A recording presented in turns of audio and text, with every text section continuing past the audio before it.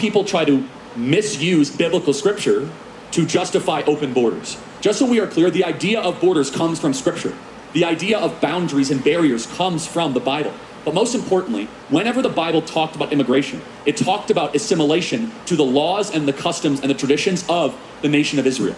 And this is the most important thing. We are a very welcoming and generous nation, but we should not put up with people that come to the United States, especially the Muslim immigrants that we've seen across this country, and they don't want to assimilate to the United States of America. They want to bring third world ideas into our nation and our country. And by the way, this is a colorblind idea. If you are out here and you're Hispanic or if you're white, all of us together, this transcends skin color. This is not about red, this is not about black, this is not about white, this is not about Asian, it's about red, white, and blue being the ultimate connective tissue of the United States of America. And so, Steve, I wanna reiterate though the biblical side of this, because some people will say, well, the Bible tells us that we must open up our borders to all people at all times. First of all, it does not say that. This is a misuse of scripture. But most importantly, in the book of Deuteronomy, it says, be careful who you allow into your nation, because who you allow into your nation can one day become your masters. Here's a verse that I actually had, I was looking at earlier that I want to read. It's from the book of Numbers, which is a phenomenal book.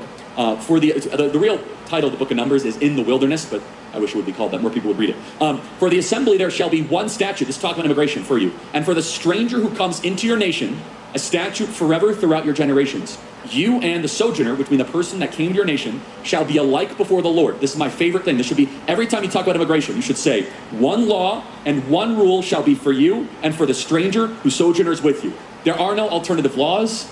There are no alternative customs. We have one law equally applicable to all Americans, regardless of where you come from or regardless of the story that you tell. And you think about it, the legal immigrants that have come here, you say, wait a second, why can this person come with a DUI on their record? They can start carjacking, cut in line, steal a social security number, when if I did one thing wrong that I came here legally, I would be deported. And when you say it's not fair, you're right. It wasn't fair under Joe Biden, but fairness is coming back to our immigration system thanks to Donald Trump. Yep.